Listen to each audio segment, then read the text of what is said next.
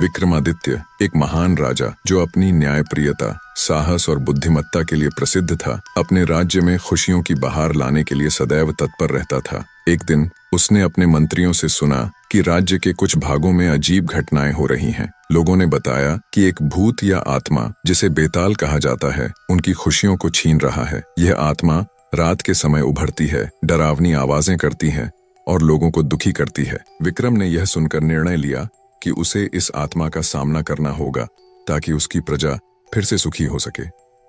राजा ने अपनी पुरानी पुस्तकें खोलीं और बेताल के बारे में पढ़ने लगा।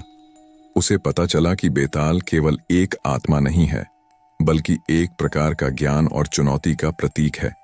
बेताल पहेलियां पूछता है और केवल वही लोग उसकी पहेलियों का सही उत्तर दे सकते हैं जो न केवल बुद्धिमान हैं, बल्कि अपने दिल की गहराइयों को भी समझते हैं।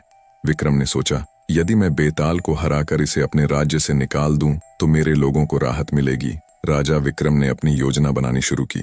उसने अपने वफादार मित्रों को बुलाया और उन्हें अपनी योजना बताई। वे चिंतित थे। महाराज, यह खतरनाक है। क्या आप सच में बेताल का सामना करने के लिए तैयार हैं? विक्रम ने दृढ़ता से कहा, मैं अपने राज्य की भलाई के लिए हर संभव प्रयास करूंगा। यदि मुझे अपनी जान भी जोखिम में डालनी पड़े तो मैं पीछे नहीं हटूंगा। विक्रम ने अपनी तलवार और शाही वस्त्र पहने और एक यात्रा पर निकल पड़े। वह घने जंगल की ओर बढ़े, जहां कहा जाता था कि बेताल का निवास है। जंगल में कदम रखते ही विक्रम ने महसूस किया कि पेड़ और झाड़ियां जैसे उसे घूर रही थीं। उसकी धड़कनें तेज हो गईं, लेकिन उसने साहस नहीं छोड़ा। मैं इस यात्रा को पूरा करूंगा, उसने मन में ठान लिया। जंगल में चलते हुए विक्रम ने कई प्रकार की बाधाओं का सामना किया। कहीं कहीं तो उसे भयानक जानवरों का सामना भी करना पड़ा, लेकिन उसने अपनी तलवार का उपयोग करके खुद को सुरक्षित रखा। उसकी एकमात्र चिंता यही थी कि वह बेताल तक पहुंच सके। रास्ते में उसे याद आया कि उसने अपनी प्रजा के लिए जो कर्तव्य निभाने का संकल्प लिया था, वह उसे आगे बढ़ाने की प्रेरणा देता है। जंगल की गहराइयों में पहुंचते पहुंचते विक्रम एक पुरानी और विशालकाय पीपल के पेड़ के पास पहुंचा। वह वहां रुक गया और पेड़ के नीचे बैठकर अपनी सोचने की शक्ति को एकत्र करने लगा। तभी अचानक पेड़ की छाया में एक अजीब सी हलचल हुई। विक्रम ने देखा कि एक डरावनी आकृति जो बेताल थी, धीरे धीरे प्रकट हो रही है। बेताल की आंखें चमक रही थीं और उसके चेहरे पर एक डरावना मुस्कान था। उसने विक्रम से कहा, कौन है जो मेरी शांति में बाधा डाल रहा है? विक्रम ने साहसिकता से उत्तर दिया, मैं विक्रमादित्य हूं। मैं तुम्हारा सामना करने आया हूं। मेरे राज्य में जो दुख है उसे समाप्त करने के लिए मैं यहां हूं। बेताल ने उसे ध्यान से देखा और कहा, तुम्हें मेरी पहेलियों का सामना करना होगा। जो सही उत्तर देगा वही मुझे पराजित कर सकेगा। विक्रम ने कहा, मैं तैयार हूं, मुझे अपनी पहेलियों का सामना करने दो। बेताल ने मुस्कुराते हुए कहा, तो सुनो मेरी पहली पहेली। बेताल ने पहली पहेली प्रस्तुत की। एक ऐसा चीज जो कभी भी आपके साथ नहीं होती, लेकिन आप इसे हमेशा चाहते हैं, वह क्या है? विक्रम ने थोड़ा सोचा और कहा, यह खुशी है। बेताल ने कहा, सही उत्तर, लेकिन यह केवल शुरुआत है। विक्रम ने राहत की सांस ली, लेकिन यह जानता था कि उसे और भी पहेलियों का सामना करना है। बेताल ने फिर दूसरी पहेली दी।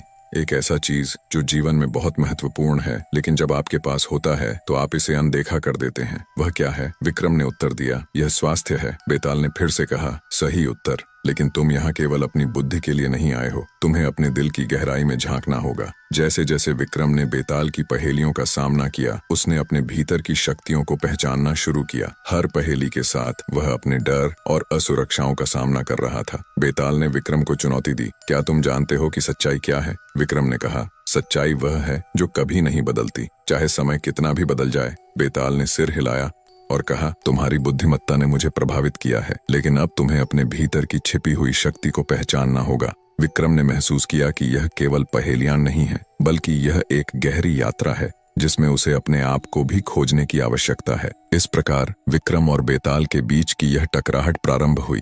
विक्रम ने अपनी यात्रा को केवल ज्ञान की खोज के रूप में नहीं देखा, बल्कि यह उसे खुद को समझने का एक अवसर भी दे रही थी। वह जानता था कि बेताल की पहेलियां सरल नहीं हैं, लेकिन वह अपने प्रेम और अपने कर्तव्य को ध्यान में रखते हुए हर चुनौती का सामना करने को तैयार था। जंगल के अंदर विक्रम को बेताल की पहेलियां सुलझाने में आनंद आ रहा था। उसने अनुभव किया कि यह न केवल उसके लिए एक चुनौती है, बल्कि यह उसे अपने आप को जानने का भी एक अवसर दे रहा है। उसने अपने जीवन के अनुभवों को याद किया, जब उसने कठिनाइयों का सामना किया था और उसने हमेशा सही निर्णय लेने की कोशिश की थी। विक्रम ने यह ठान लिया कि वह बेताल की सभी पहेलियों को सुलझाकर न केवल अपने राज्य को मुक्त करेगा बल्कि स्वयं को भी एक नई पहचान देगा। उसने अपनी तलवार को मजबूती से पकड़ लिया और बेताल से कहा, मैं तैयार हूँ, मुझे अपनी अगली पहेली दो। बेताल की आंखों में एक चमक आई। उसने विक्रम की बुद्धिमत्ता और साहस को पहचान लिया था।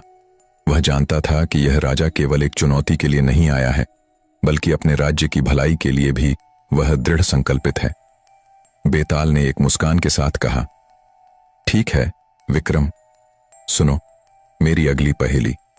यह एक ऐसा चीज है जो बिना किसी शरीर के भी हर जगह होती है। यह किसी को भी अपने प्रभाव में ले सकती है लेकिन इसे छूना नहीं जा सकता। यह क्या है? विक्रम ने पहले थोड़ी देर सोचा, फिर उसके मन में एक विचार आया। उसने कहा, यह प्यार है। बेताल ने सिर हिलाया और कहा, सही उत्तर, लेकिन तुम्हारी अगली पहेली और भी कठिन होगी। विक्रम ने आत्मविश्वास से कहा, मैं तैयार हूँ। बेताल ने अपनी आवाज को गहरा करते हुए कहा, यह सुनो, एक ऐसा चीज है जो बोलती नहीं है लेकिन हर कोई इसे सुनता है। यह चीज हर समय हमारे चारों ओर होती है लेकिन जब तक हम इसे समझ नहीं लेते तब तक यह हमें परेशान करती है। वह क्या है? विक्रम ने थोड़ी देर सोचा। उसने अपने जीवन में विभिन्न अनुभवों को याद किया जब उसने महसूस किया था कि कुछ बातें बिना बोले ही कही जाती हैं और तब उसे एक स्पष्ट उत्तर मिला। उसने कहा, यह मौन है। बेताल ने कहा, सही उत्तर, तुम्हारी बुद्धिमत्ता सराहनीय है लेकिन अब तुम्हें एक और चुनौती का सामना करना होगा। बेताल ने एक गहरी सांस ली और कहा, मेरी अगली पहेली सुनो। एक ऐसा चीज जो हमें जोड़ता है लेकिन हमें अलग भी करता है।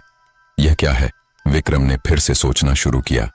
उसने अपने राज्य की जनता के बीच के रिश्तों के बारे में सोचा और तब उसे एक और स्पष्ट उत्तर मिला, यह स्वार्थ है। उसने उत्तर दिया।